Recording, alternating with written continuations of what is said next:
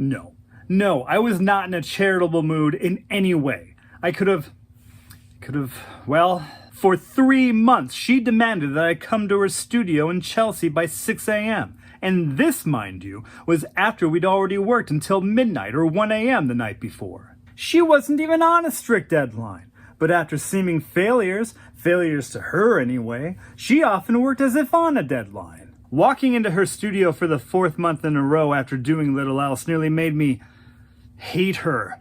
Yes, fine. Yes, I was bothered.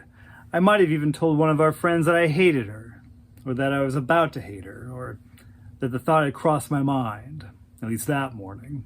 It was not only due to the long hours, I was afraid that we expended all this effort on something that might only be shown for a month, or even just a week like boxers had. Normally I wouldn't care. Beautiful art is obviously worth the effort, even if nobody ever sees it but yourself. And I told myself over and over again that that was enough. There was magic in ephemerality, like Mendietta's work, to be one of the few to ever see it, and not only to see it, but to have worked on it so intimately for so many months. But then I would think about those months, and how many months and then years I'd expended on these epics, and no matter how much I wanted to believe in that magic, I found that I just kept thinking about how this was just another Celia Merode piece. Nobody knew Vicente Rojas. Maybe even myself. Your interviews over the past few years, I might add, haven't exactly helped this. Because every time you bring up something trivial like our work dynamic, I finish the day thinking only about that, how I hadn't worked on any of my own art in months. And sometimes I think about that for more than just a day. I think about it for a week, a month, and by that morning in September, I might have convinced myself that the lines between Vicente and Celia had finally been corrupted and devoured whole by her need to work.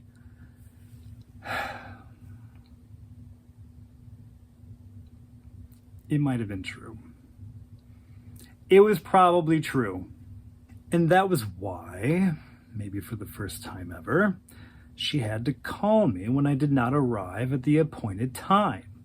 First my home phone at 6:45 a.m., which I let ring through once, and when it stopped ringing, I brushed off the receiver and left it dangling from the bedside table. She then called my cell phone, which she had purchased for me in our work together. I'd never wanted one, and these 6:45 a.m. phone calls were perfectly good reasons to never want one. But I knew she'd try calling that as well, so I turned it off, beating her to it. When I turned the phone back on at 7:50, I listened to 3 increasingly livid messages. I decided to leave the phone off during my walk to the studio because I prefer to be yelled at in person when I can be a presence. Her studio was quite large, an old warehouse space in Chelsea. The ceilings were 20 feet tall. 3 columns stood across the middle of the room, each of them painted white by both of us years earlier. Around the same time, Patrick moved his gallery to Chelsea. On the west side of the building, windows overlooked the Hudson River, before taller buildings, condos, were erected between us. Depending on what we worked on, the studio could be quite clean for a pair of artists. She often kept it immaculate for either photography or video shoots. Half of the space had once been mine, but it slowly shrank over the years, to the point that I no longer knew if I had any space at all. When I walked in that particular morning, the studio felt cluttered, as it had for 3 months, and not just cluttered for Celia, but genuinely a mess with all the props we had built for her next monolithic project. It was similar to the first 2, but this time videos would be projected from 4 different directions, and we'd create a forest filled with creatures both real and mythical, and the viewer could wander through it.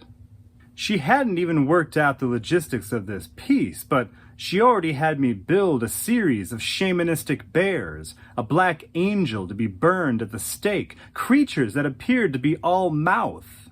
I heard her working behind a pallet of sculpting clay, so I squeezed between a pair of robed bears and gruffly said hello.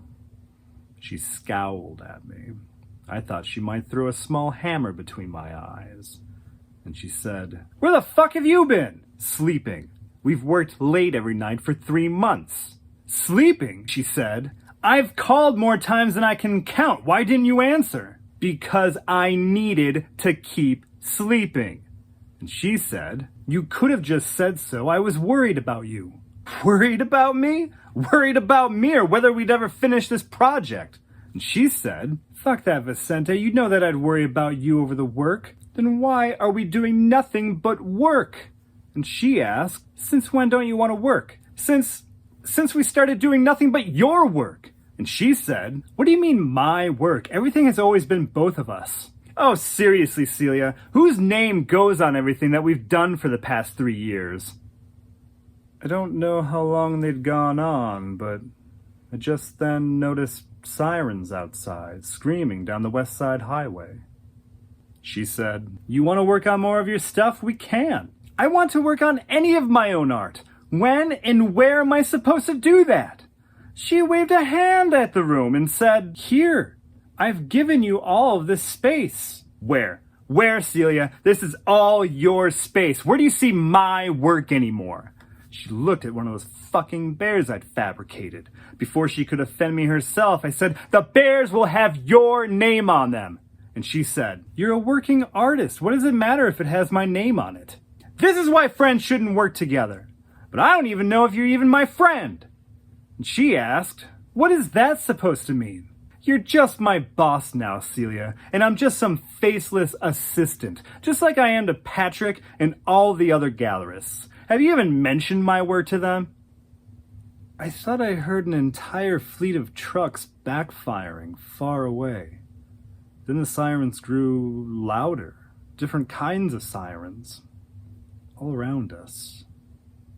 Then she said, "Why is it my job to mention your work? You have a mouth. You talk to these people all the time." "No, I might talk to them, but they do not talk to me. They do not see me. They only see you. More than one of your collectors has insisted on calling me Vincent, and when I tried to correct them, they scoffed at me. And Patrick, he's asked me at least a dozen times if I do any of my own work. I used to think that he actually cared. Maybe he was even interested, but by the 3rd time that I described my work to him, I realized that he'd never even listened to me. And he never would. I'm completely invisible to him, to all of them. What would Anna think of this dynamic?" Everything. Our breath, the blood circulating through our hearts, it all stopped for the longest second of my life. She looked at me, first, as if I'd just mentioned a ghost that she'd forgotten had been watching over her shoulder for the past 15 years. And then she looked at me as if I had just crossed some unfathomable line. And she nearly shouted, "You're being dramatic! For some people, sometimes there is real drama in life, Celia. We don't all get first-class tickets to one giant art party after another." The noise outside overpowered even our argument. And then she yelled, "You know it's not easy for me! I am a 36-year-old woman, and I still never get to do what I want to do!" But the noise outside was finally too much. She looked out the western windows and screamed, "Why are there so many fucking sirens right now?" We both looked outside. We saw the Hudson River.